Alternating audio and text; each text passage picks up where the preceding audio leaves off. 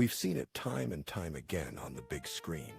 A soldier walks along when suddenly he hears a faint click. He feels something under his foot. He's stepped on a landmine. Now, as long as he stays still and maintains pressure on the mine. Oh my God, that is not what usually happens in the movies, but that's how landmines work in real life. There's an extremely common trope in movies. Somebody steps on a landmine and has to continue standing on it. Because of course, if they stepped off, it would explode. The only thing is, landmines do not really work like that. No standard landmine that you would realistically encounter in the world is triggered by stepping off of it rather than onto it. I posted a short video explaining this about 2 years ago, and as you can imagine, viewers were very excited to learn something new that challenged their existing views. Nah, just kidding. I got bombarded by hundreds of comments telling me I was wrong. That's when I realized this myth was way more prevalent than I ever thought. In fact, I would guess that many of you watching this might still be skeptical of my claim, explaining this myth in more detail. So what did I do? Well, I procrastinated for 2 full years. And then last week, I remembered the idea and started writing this video. Today, I'll tell you all about this landmine misconception, including how it may have started, why it's wrong, and some of the real-life mines that have contributed to people believing this myth. I think the best place to start would be with the origins of this myth, which dates back to at least World War II. As far as I can tell, the myth started gaining traction during World War II. The earliest and most relevant example of landmines being triggered when stepped off occurred during World War II. During the war, and in the years leading up to it, Germans developed various new landmines.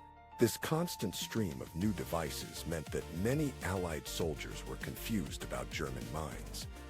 They were also hearing stories about unconventional mines and booby traps from other soldiers. Soldiers learned about mines made of wood or glass that couldn't be detected by minesweepers. They also heard of mines rigged to explode upon removal and booby-trapped hand grenades.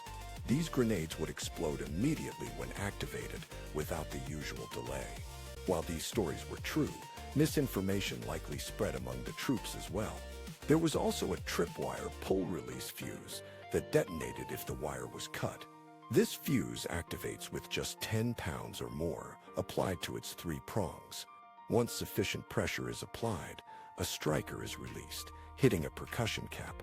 This cap detonates, igniting a slow-burning 4.5-second delay pellet inside the mine. After the 4.5-second delay, the pellet ignites a charge that shoots the mine into the air. The mine then explodes in the air, releasing steel balls as described earlier. I believe a large portion of this myth stems from that 4.5-second delay. It's easy to think that some soldiers may have stepped on the mine and then stepped off. They might have witnessed the mine explode after stepping off during that delay, but in reality, it was triggered when the soldier stepped onto it. The 4.5-second delay made it seem like it didn't explode until pressure was released. Of course, we now know that's not how fuses actually functioned. Reportedly, this led to rumors among soldiers that stepping on an S-mine meant you should keep your foot on it. They believed it would only explode if you removed pressure. If you stepped on an S-mine and held your foot down, it would already be triggered. In just 4.5 seconds, the powerful lifting charge would detonate. This could blow your foot off, leaving you vulnerable to the main charge. You'd be right next to the mine when the main charge detonates, leading to severe injuries. Ideally, if you realized you stepped on one, your best option was to dive to the ground. You'd want to protect your vital organs and hope the shrapnel passes overhead. Interestingly, this scenario is depicted somewhat accurately in many video games. For example, in a popular W1-tith game, players can lie down to evade S-mines. This misunderstanding about German S-mines persists even today. When I shared a video explaining that standing on a landmine won't stop it from exploding, many viewers referenced the S-mine, mistakenly thinking it was pressure release activated. This belief is objectively not true, yet it continues to circulate. Many landmines didn't explode until you stepped off them. I recall a story about a Vietnam vet who stepped on a landmine and it didn't go off. Thinking it was safe, he stood there while friends strapped flak jackets onto him. They quickly tugged him off the mine using a rope tied to a jeep. They believed stepping off would trigger it, but that wasn't the case. In reality, it was likely just a dud from the start. However, it illustrates that some people genuinely held this belief. This misconception about mines gained popularity after being depicted in various films and TV shows. Apologies for that pun. I hope you're not triggered by bad jokes. That particular pun might set you off. Alright, enough mine puns for now.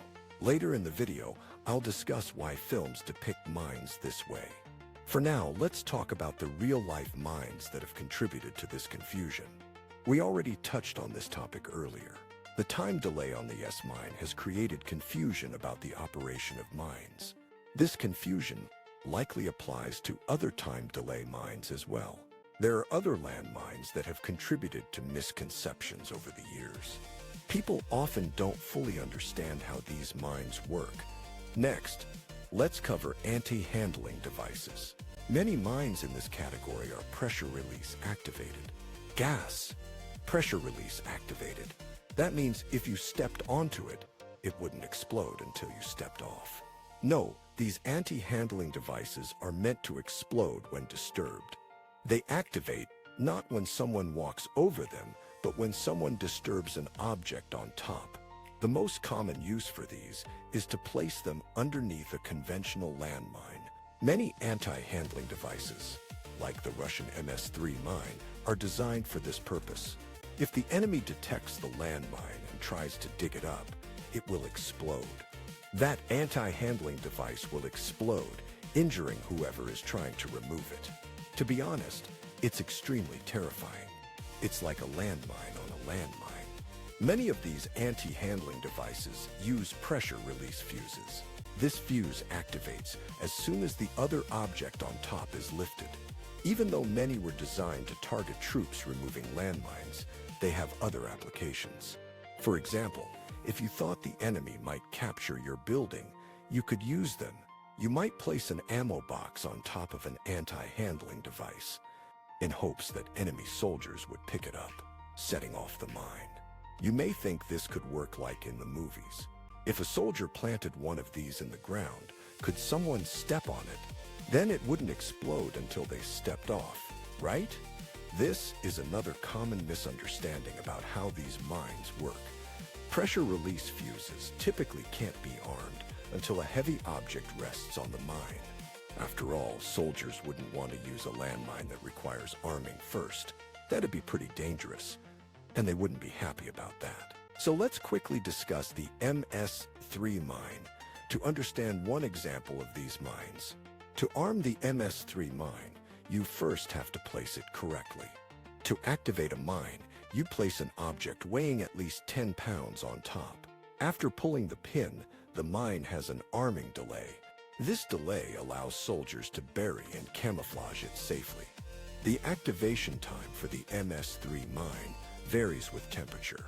Typically, it arms itself in about 5 to 40 minutes.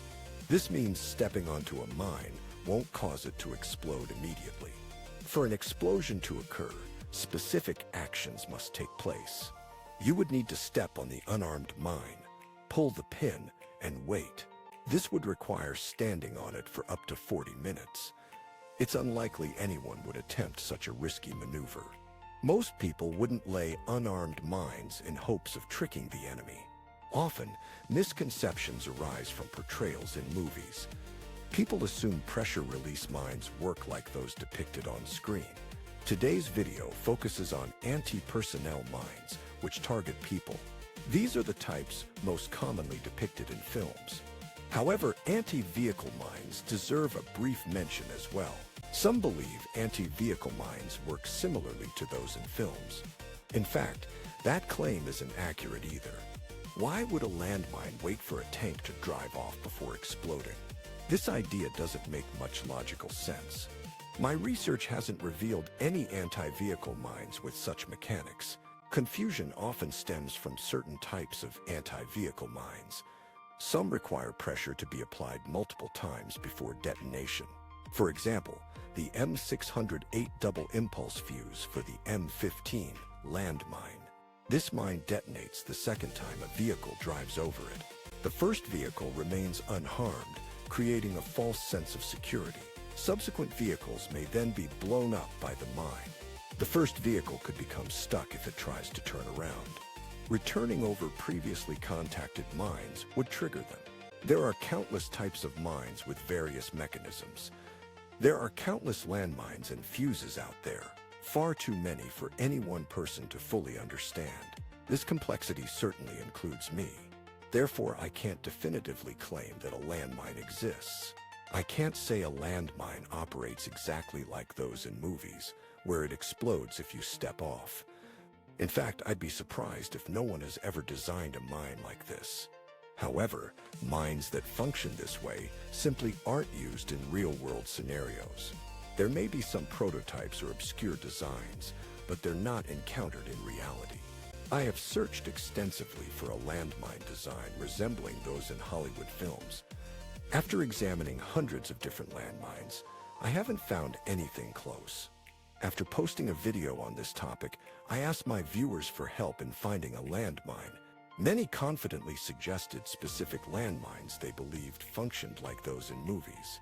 However, upon researching these, I found many were mistaken about how these mines work. Ultimately, it doesn't make sense to design a mine with such functionality. These mines are engineered to inflict casualties. Why allow someone to stand on it? It's more logical to design a mine that triggers too late for the person nearby. If you doubt this myth, consider the Swiss Mine Clearing Foundation's article on the subject. They explain that this is pure Hollywood fiction and can be dangerous misinformation. Now, if we know this Hollywood trope is fiction, why do movies depict landmines this way? The answer is simple.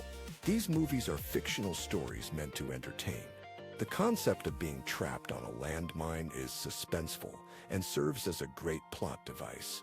Filmmakers are not creating instructional films about how landmines actually work. Their goal is to tell an engaging and entertaining story for the audience.